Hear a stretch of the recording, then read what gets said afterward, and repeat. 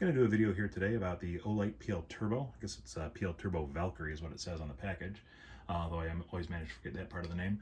This is a light I've had some experience with. It's one of the few I've enjoyed enough to actually purchase a second one of. In truth, I'm going to mark this as advertiser content or sponsored content because about a year ago, Olight was looking for reviewers for the PL Turbo, and I'd already purchased one. But as it turns out, they selected me as one of the reviewers and they sent me a second one just as part of the review process. So like I said, this is marked as advertised, even though the one I'm actually reviewing is one I paid for with my own money. Unboxing is the worst part of YouTube videos, the most boring part anyway, so I'm just going to get through that. As usual, Olight's packaging is pretty well done. The out-of-box experience is something they obviously put some effort into.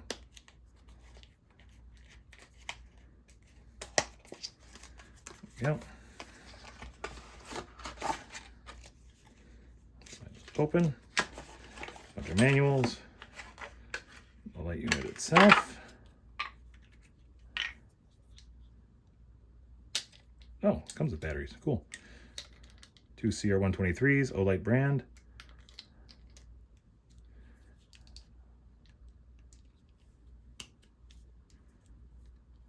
Good, the bronze color there. You also have the accessory package. It's going to have the recoil lug for what's installed here. So this has got the Picatinny recoil key in here installed already, but it also comes with a Glock compatible one inside here.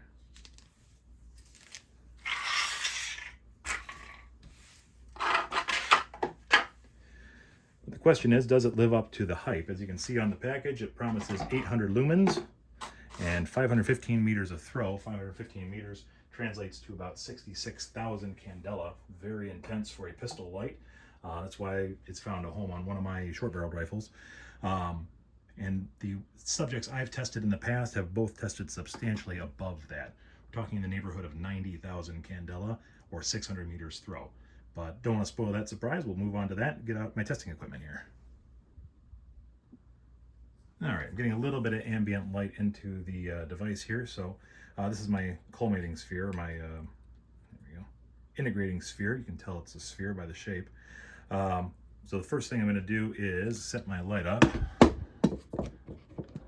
into the rig. I'm going to turn out house lights. Then I'm going to follow the Works holsters protocol here. I'm going to get the blast measurement of it, how many lumens it puts out right at the beginning as it turns on, and then at the 30-second mark as per the ANSI Plato standard. Right. So I'm reading about 900 right off the bat.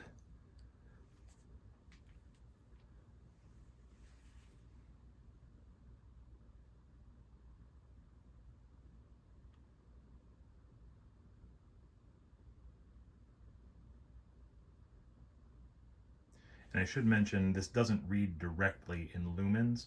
I'm going to have to do some math here to figure out what the actual output is. But we're coming up on 30 seconds. I'm still reading 875. I think that's on the 10x multiplier, so 8,730 is the lux. Oops, there we go. So we'll calculate that. All right, that comes out to about 770 lumens at the 30-second mark. The initial measurement about 9,000 is about 792. Not terrible figures here. Both of them are coming in under the 800 mark, but 770 is 96% of 800, the quoted lumen output. Now, obviously, you'd like to see it at or above the advertised spec, but in this case, it's pretty darn close and not using the most sophisticated of equipment. I can't necessarily blame it entirely on the lumens, the integration sphere here. It could very well be the light. But we'll move on to the next test, and that's going to be intensity. All right, got my intensometer set up here, so we're going to do the same sort of thing. We measure it once at the initial turn on of the light, and then again at the 30-second mark, just to achieve the same standard as the ANSI standard, excuse me, I guess I should say. And I should mention this one actually does read in the actual measurement. So whatever the lux reading is on that is also the candela measurement. Here we go. We'll start the light. Start the test. Oops. I'll try that again here. I'm not aimed. I haven't got the hotspot aimed correctly.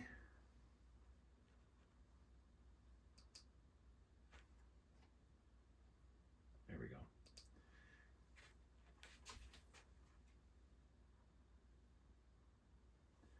All right, starting with the timer. We had 800 times 100 at the outset. So that's going to be 80,000 candela right at the outset. Timer's running. 20 seconds in now.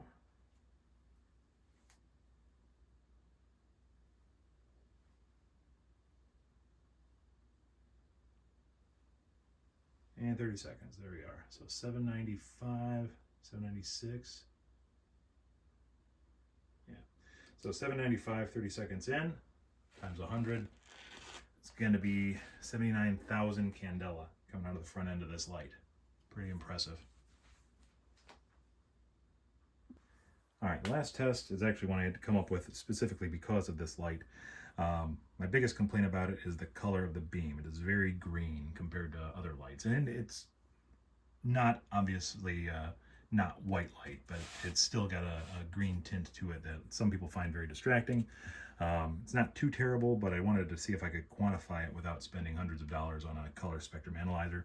So what I've got here is a color meter on my phone that's looking into the box, and then I'm just going to place the light in. We'll get what the color breakdown is. So currently I'm reading red 81, green 110, and blue 30. Now, we'll compare that to some other numbers here in just a moment.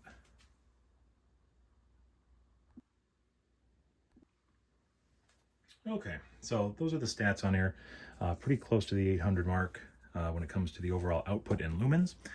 Very much exceeds its ratings in terms of its intensity, which once again should be about 66,000 candela. This is at the 30-second mark, 79,000 candela. Then when it comes to the colors, this isn't a number that you can really pack with you like a CRI value. I can't measure CRI directly. But just to give you a sense of how far off from natural sunlight it is, this rates at about a 28 on my scale. Now, a high CRI light, like if an ACE beam floating around here somewhere that's supposed to be over 90 CRI, that rates a 12. So going from a 12 to a 28, you can tell how far off from natural white light it is. Just as another point of comparison, I've got a couple Surefires. They rate in about 14 to 16 area. Some stream lights in the 16 to 20 area. So this is substantially higher. It's actually as bad in terms of the green coloration as some incandescent bulbs I've tried are in the red direction. But that's something that if you're seeing it now, you can probably tell just from the overwhelming amount of light. It's kind of difficult to tell. The greenish tint is there. How much it's going to actually affect your use of the light, well, that's up to you. If that's going to affect it a great deal, this could be a big point of contention. It's certainly the biggest complaint I have with it. One of the things I've repeatedly suggested is a higher CRI emitter, but this is just what it is. It's the newest one I've gotten. Seems to have not changed too much from the earlier ones I tested, which were in the low 30s, so it's better, but at the same time, not very good. Another cause for concern about the light might be holster fit, especially if you're using it on a pistol. Here it is on my dagger again. One of the things I've found is there are a few manufacturers that do make holsters specifically for the PL Turbo. Works is one of them. There we go. Sorry. Oh, that's not a Works. I think that's actually an On Your 6 meant for a TLR1 HL. Where's my Works holster? Oh, there it is. So that's a Works sort of universal fit holster specifically for the PL Turbo. And of course it fits, locks in very well, great retention on it, no problem there whatsoever, other than this part of the holster doesn't work well with the dagger frame. But that's about the holster and the pistol, not about the light. So there are very few manufacturers that are actually incorporating this into their holster design. The one thing I did find though is that, where the heck did I put my 34? If you use the light, for example, on a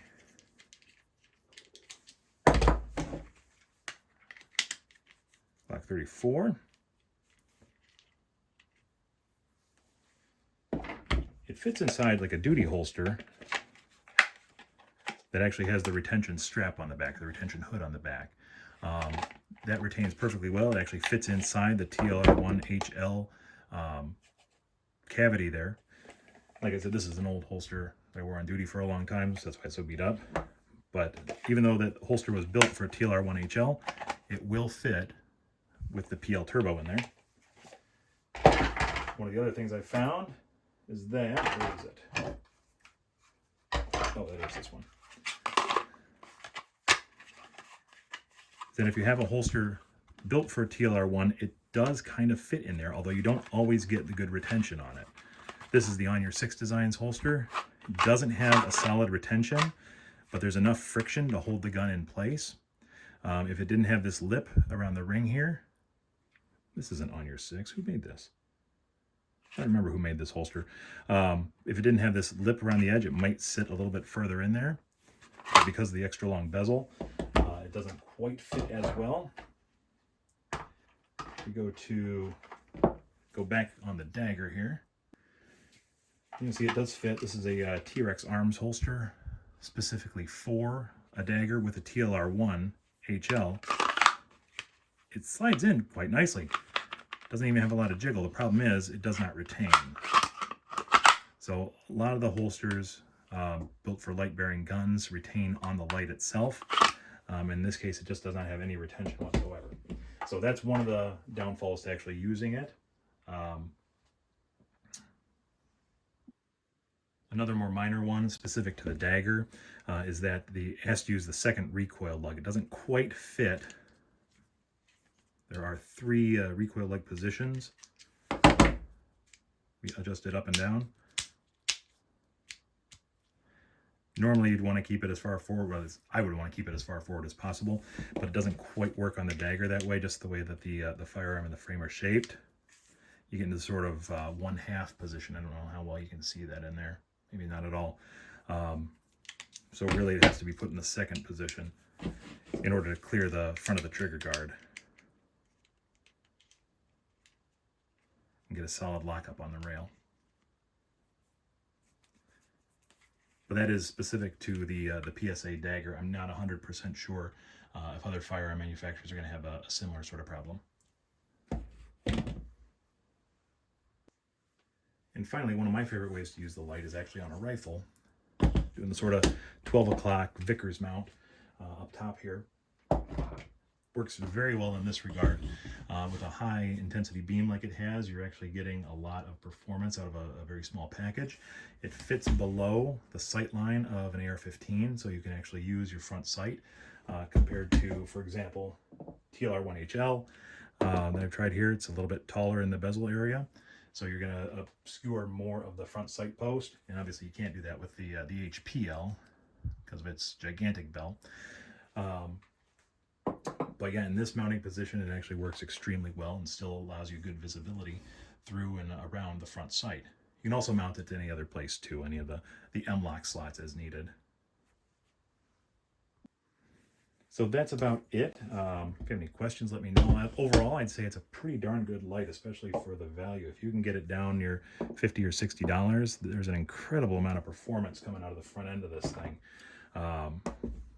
It's really going to do you some good. The light color is really the main problem I have. It's a critique I've shared with Olight based on my experiences. But at the same time, it's not really something that's keeping me away from this particular model. I think it's a great step forward, especially in terms of moving the not the compact pistol light, but at least the duty size pistol light forward. It's following the footsteps of some big competitors, both from the Surefire X300T, as well as like Mod Lights, are also known for their pretty high intensity beams as well. So this is something that should be upping the game of a lot of players, and I think you've seen that a little bit in Streamlight introducing the TLR1 HLX, just a higher intensity, higher output light, or excuse me, higher intensity light. That there's just seems like they're trying to keep up with where the market's going these days. So as always, feel free to comment. I always enjoy having conversations about these projects and as well as these products. If you have any questions, let me know, and I'll be happy to answer them as best I can. Thanks.